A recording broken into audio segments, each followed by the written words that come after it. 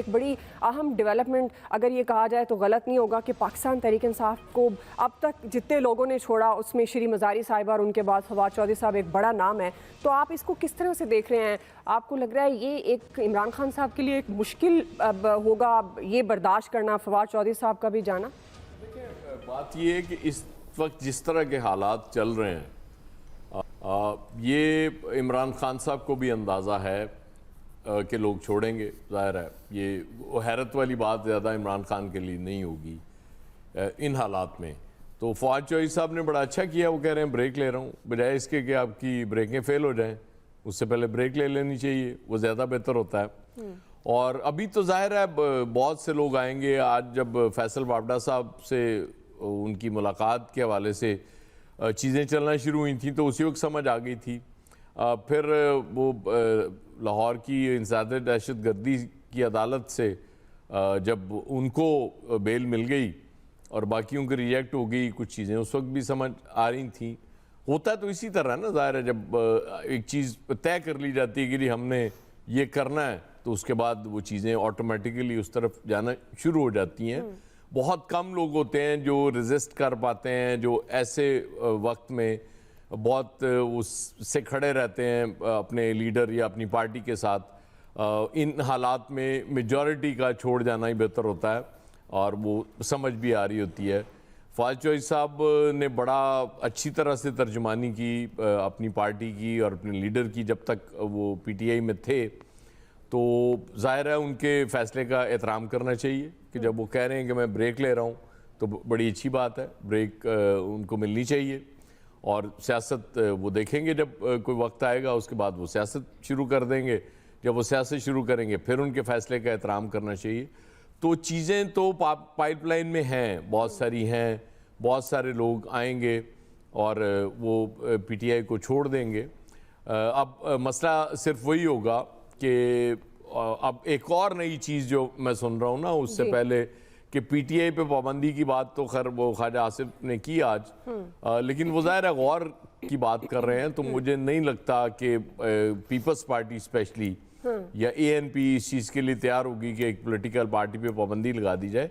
तो उसका भी एक रास्ता निकाला जा रहा है जो मुझे समझ आ रही है कि इमरान खान पे क्यों ना पाबंदी लगा दी जाए। सही, जैसे एमक्यूएम की बात हो रही कि दूसरी एमक्यूएम बना दिया जाएगा। बस कोशिश इस वक्त तो यही नज़र आ रहा है। जो हालात हैं पीटीआई के बड़े मुश्किल हालात हैं और देखना पड़ेगा कि इन हालात से ये कैसे निकलते हैं।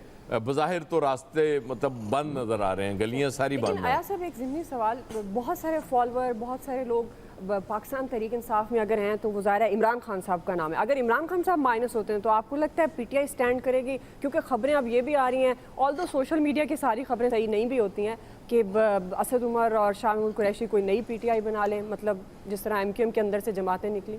देखिए, दुआ पॉसिबल तो सब कुछ होता है और इसलिए पॉसिबल हमारे मुल्क में होता है कि ये पहली बार नहीं होने जाएगा ना, ये बेशुमार दफ़ा हो चुका, कोशिश भी होगी।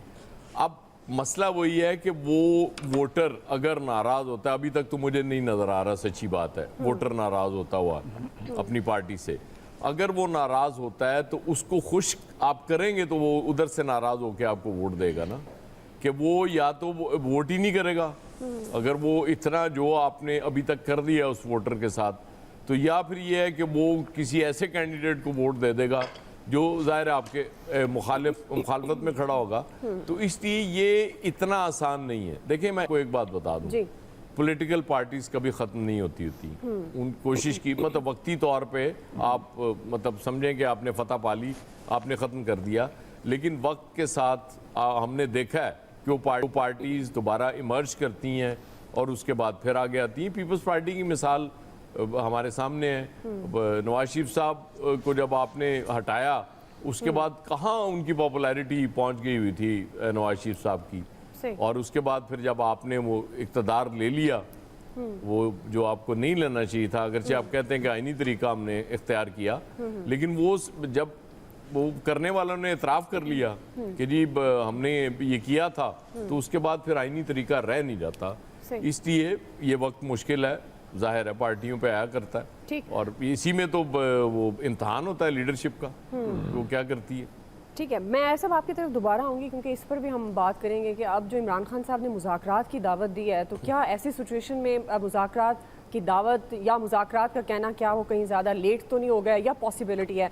आमिर साहब, आप किस तरह से देख रहे हैं फवाद चौधरी, श्री मज़ारी साहिबा के बाद अब फवाद चौधरी साहब ने भी तहरीक इंसाफ से रास्ते जुदा कर लिए हैं, कितना मुश्किल वक्त है ये पाकिस्तान तहरीक इंसाफ के लिए, और ख़ासतौर पर क्योंकि पहले तो पीटीआई के अपने रहनुमा कह रहे थे कि ये वो लोग छोड़ रहे हैं जिनको टिकट्स नहीं दी पार्टी की या कोई इतने इंपॉर्टेंट लोग नहीं थे, लेकिन अब जो हम देख रहे हैं ये इंपॉर्टेंट लोग थे, बड़े कोर ग्रुप, और ख़ासतौर पर फवाद चौधरी साहब ये तो इमरान खान साहब के पाकिस्तान तहरीक इंसाफ के तर्जुमान, और ये मीडिया के हवाले से भी इनका बड़ा अच्छा एक ब्रेकिंग देने वाले फवाद चौधरी साहब, पाकिस्तान तहरीक इंसाफ के हवाले से मैं बात कर रही हूँ। तो ये बिल्कुल जी, जब ये थे जमात में, अब तो खैर उन्होंने रास्ते अलग कर लिए हैं, तो आमिर साहब आप किस तरह से देख रहे हैं, कितना सेटबैक होगा पाकिस्तान तहरीक इंसाफ के लिए, इमरान खान साहब के लिए किस तरह से होगा ये फवाद चौधरी साहब का जाना?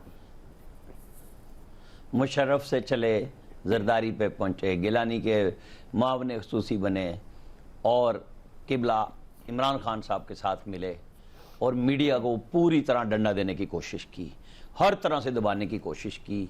प्रेस कॉन्फ्रेंस मेरे से पहले कैबिनेट का कोई फैसला जारी नहीं करेगा, पैमरा से नोटिस जारी कराए इन मौसूफ वजीर इत्तलात ने, और हमने जाके जवाब दिए कि जो हम कह रहे हैं, आप फेक खबर जो कह रहे हैं, ये वही खबर है जो उसके बाद फवाद चौधरी ने आके ब्रेक की। ये ब्रेकिंग होती थी कि मेरे से पहले कोई ना बोले, वो सबको एपीपी और पीटीवी बनाना चाहते थे। ये थे वजीर इत्तलात, ये थी ब्रेकिंग, मकाफात अमल इसको कहते हैं। ये तड़ियां रिपोर्टरों को लगाया करते थे, मालकान को फोन किया करते थे, ये मौसूफ वो वजीर इत्तलात थे। अब भाग दौड़ कैसी, 2-2 घंटे के बाद गाड़ियों से निकल के भाग पड़े। बुरा लगता है, दुख लगता है कि इस तरह बात करते हैं। ये जिनको कह रहे हैं ना कि अयाज साहब ने कहा बहुत कम लोग होते हैं, और भाई वो पीपल्स पार्टी भरी पड़ी है ऐसे लोगों से, नून वाले भरे पड़े हैं। 6-6 महीने से लेकर 2.5 पौने 3 साल इमरान खान साहब के अकूबत खाने उन्होंने गुजारे। किसी और की क्या बात करते हैं, मार्शल लॉ की बात ना करें। ये जो अदलिया, फौज और इमरान खान का नेक्सस था, उसके ऊपर कोई लोग पार्टियों को नहीं छोड़ के गए, इनके तो पल्ले ही कुछ नहीं है।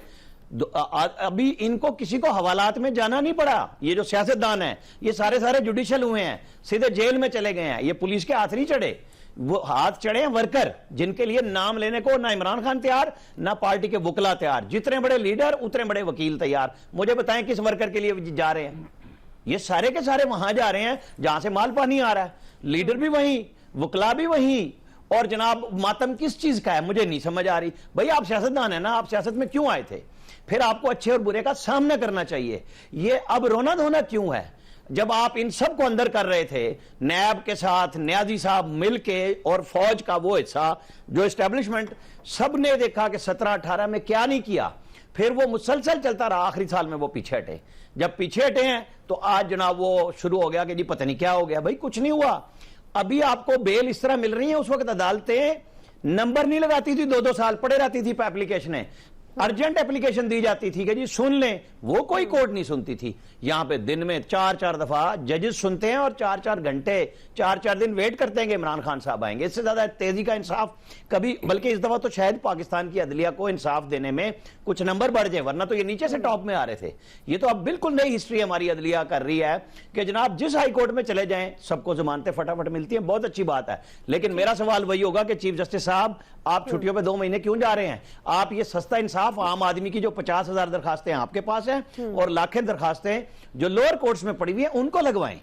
जनाब इंसाफ दें, सबको दें। ये क्यों बात करते हैं? फिर आप बात करते हैं कि जी मैंने ये नहीं कहा, मैंने वो नहीं कहा। बिल्कुल हजूर, हम तो तस्लीम करते हैं अदलिया इसी की चीज का नाम है। वो अंग्रेज जो आते थे जज, वो छुट्टियों पे जाते थे। आपको तो जाने की जरूरत ही नहीं है। आप इंसाफ दीजिए, जल्दी दीजिए, लोगों को फराहम कीजिए, चाहे वो पीटीआई को करना है या किसी और को करना है, सर्व करें। बात सिंपल है, सियासत पे प्रेशर है और ये हमेशा आया है और हर दौर में आया है। कोई नई बात नहीं हो रही।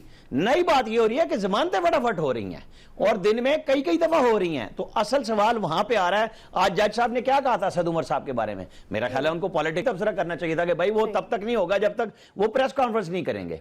भाई आपके पास इसी हाई कोर्ट में लोग कितने महीनों और सालों अपनी एप्लीकेशन के लिए बैठे रहते थे जमानत की कि नहीं जी ओरिजिनल जुरिसडिक्शन नहीं है, फलां नहीं है, आप फलां जगह चले जाएं। अब ये हो रहा है, थोड़ा सा सब्र करें। असद उमर साहब का अभी किस्सा आना है, बहुत सारे और लाइनअप हैं, कोई रह जाएंगे पार्टियों में, कोई नहीं रहेंगे। यही सियासत का है कि आपको अपने लीडर के साथ होना चाहिए, लीडर को आपके साथ होना चाहिए, खड़े होके इस सियासत का मुकाबला करना चाहिए।